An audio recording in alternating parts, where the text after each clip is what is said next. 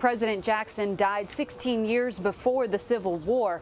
And Elaine, President Trump failed to point out that Jackson's support for slavery more than 170 years ago continues to haunt his legacy today.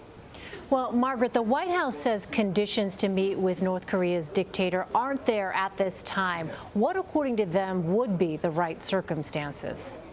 Well, President Trump didn't lay those out in his interview today with Bloomberg, but we did hear from Secretary of State Rex Tillerson on Friday when he said at the United Nations that there were very strict conditions before talks would begin, including agreeing to stop all this provocative behavior, including the testing of ballistic missiles, as well as the expansion of its nuclear program. And we heard him lay out a plan for how to economically squeeze Kim Jong Un, the North Korean leader, so that he'd agree to sit down under those terms. But so far, we haven't heard Pyongyang take them up on the offer. North Korea today said that they would continue with their program. And Margaret, President Trump extended a White House invite to the controversial president of the Philippines. Is this a part of a broader Asia strategy for the Trump administration?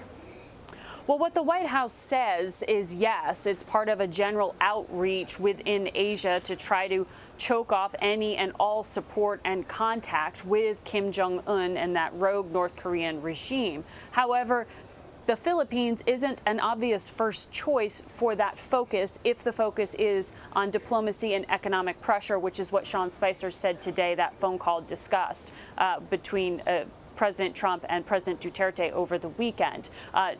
Philippines, of course, is an ally, a treaty ally of the United States. It is not at all surprising that an American president would meet with a Filipino leader. What is surprising is that the invitation would include a big rollout here at the White House. President Trump could very easily meet with the Philippine president when he goes to Manila in November for a scheduled meeting. But to bring the Philippine president here to be able to walk in the front door of the White House in front of the cameras, the argument from human rights activists and some senators, including Republicans like Lindsey Graham and John McCain, are that this doesn't look right. It looks like the United States is actually endorsing some of these very controversial things that the President Rodrigo Duterte has done, including greenlighting these extrajudicial killings, his advocating for, perhaps jokingly, but still publicly, assassinating journalists. He's also made some very controversial remarks and insensitive remarks. So while President Obama was also scheduled to meet with Rodrigo Duterte in the fall, he called off his own meeting after he was personally insulted and attacked. So this is a very strange position for any American president, and it was an unusual decision by President Trump.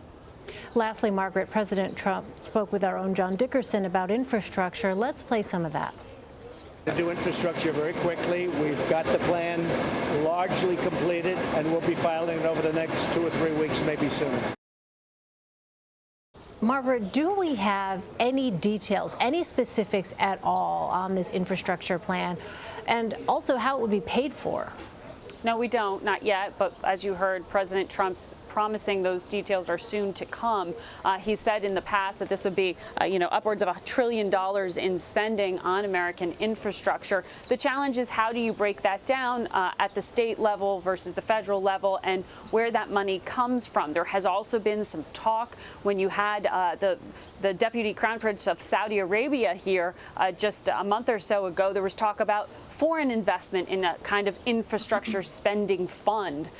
That could also have some difficulty getting approved because of some concerns about foreign governments having influence on things like American infrastructure. So this is a lot of detail. There are a lot of ideas, and there isn't a lot of policy that we have seen described quite yet. Remember, Gary Cohn, one of the president's chief economic advisors, has really been working hard to get that tax plan in place. They're still trying to get health care approved, and that infrastructure bill is something that the president keeps promising will come because it's something that gets support from Republicans and Democrats in theory, but the guts of that still haven't been written. A lot on the agenda at the White House. Margaret Brennan at the White House for us. Margaret, thanks so much.